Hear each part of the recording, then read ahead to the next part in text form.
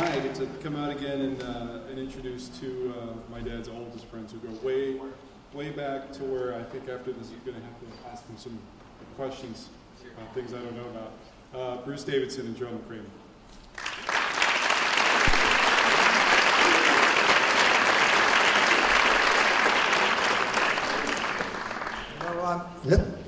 I'm Bruce Davidson. That's Gerald McCraney. We both go back with Richard a long way. I go back to 1968 when we did what was my first film. It was Richard's second. He had just done Winning with Paul Newman. And it was my first film, and it was called Last Summer. And we got to be good, close friends on that for the run of it. It was during a summer shoot in which we started at Labor Day and ended up long beyond into November when it's supposed to be the hottest and we're supposed to be sweating and we were really goosebumped all over the place out on Long Island. But we became very good friends, and people ask me a lot of time, what's John Boy really like? He can't really be that goody-goody guy. He is. He really is. He's one of the most generous, kindest, and enthusiastic people I've ever met.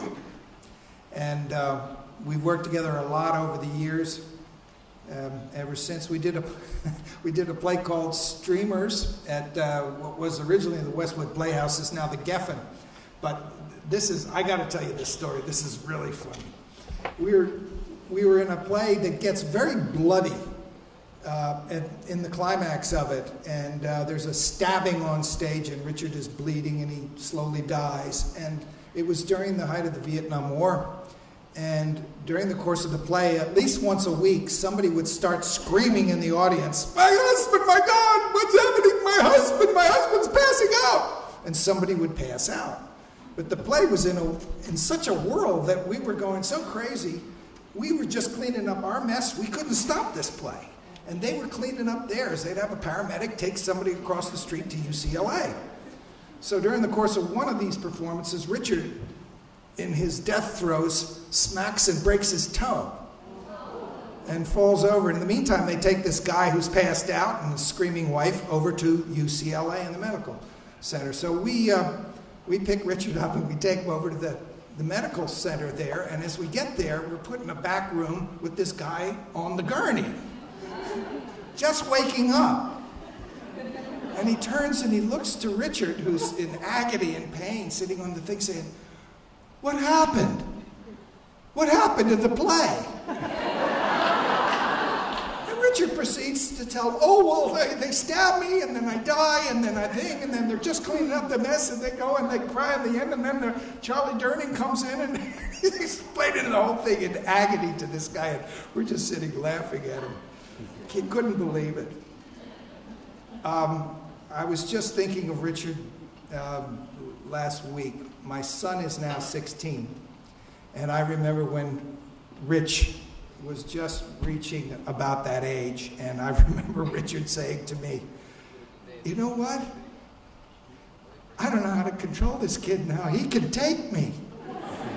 He can really take me." And I'm having that same fear right now.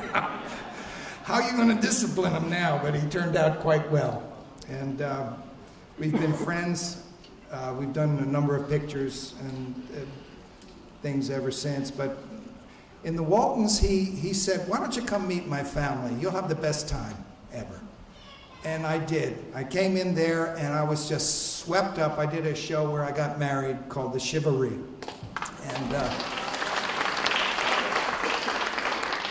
then I died subsequently, but I wasn't in that one.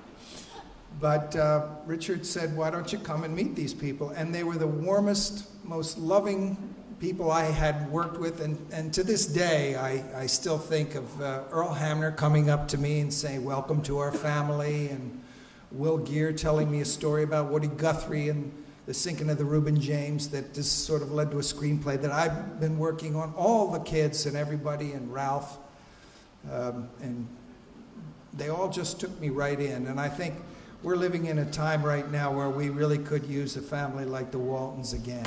We're really desperate for it.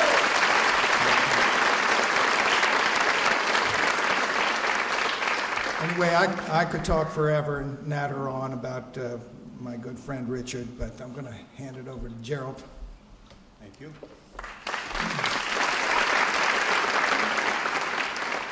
I had to actually write down my remarks because, as you said earlier, the hard drive just doesn't work as well anymore.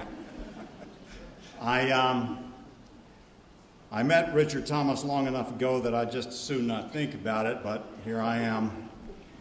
I had a very small role on the Waltons, one scene. I played a radio interviewer. But I was treated by Richard and by everyone here like I was the new star who had just arrived. I found out only later that that's the way they treated every actor. I was rather complimented at the time. But thank you all for inviting me in and letting me be a small part of your family. I enjoyed myself immensely. I was already impressed by Richard's talents. I was a fan of the show to begin with, but I had seen him in other things before that. And I remember thinking how remarkable it was that anyone so young could have such mature acting skills. I became more impressed seeing his professional and gentlemanly attitude on the set, and I noticed something over the next several years. I make these observations about my craft. But I noticed that any time an actor worked with Richard, that actor got to be better at his art. Well, it was a long time between drinks. The next time I met Richard was in New York. I was there for the CBS upfronts to announce the pickup of a new show called Simon & Simon. And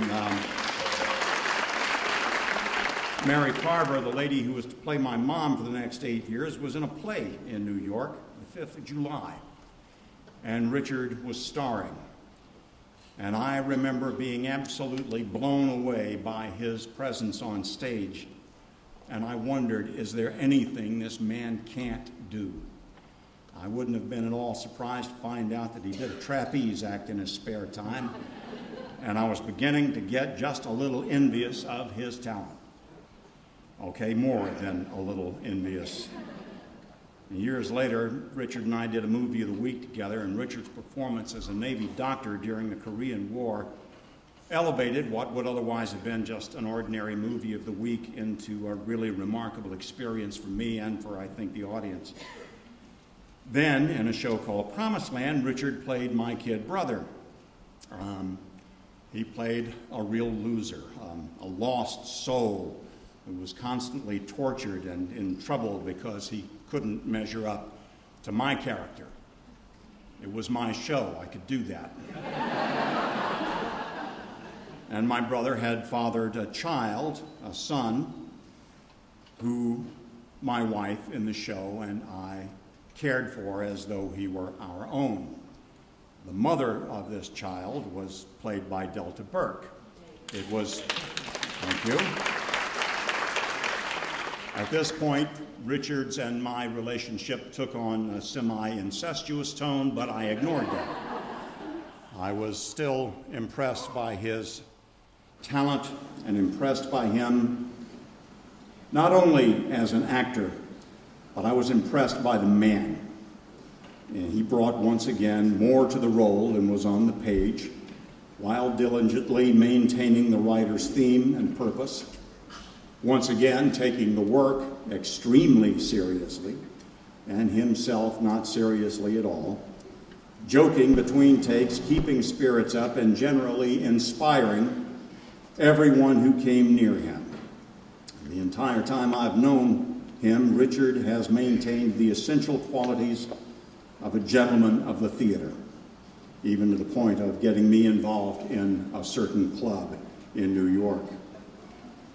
And when I think of Richard, I'm reminded of a line that my acting teacher, Jeff Corey, used to describe what it meant to be an artist in the acting world. He said that when we really compliment an actor's work, we say that he gave a good performance. And that's what Richard does. He gives, and he has given for decades now. I am still a little jealous of his talent, but I do want to work with him again, because it is still true that every time an actor works with Richard Thomas, that actor gets better. And so now it's my pleasure to introduce my fellow player, my co-star, my friend, my mentor, Richard Thomas. Guys, my partners in crime. Oh, that brings back a lot of fond memories, you two. Why don't you get your butts back to New York and do a show? That's what you all should be doing right now. Come up here, come to Broadway and hang out with me. Thanks for the kind words, and I have so many fond memories of both of you. Bruce, you know, we go all the way back, all the way back, and I have a lot of love for you both, and thanks. I'm really proud that you were there tonight.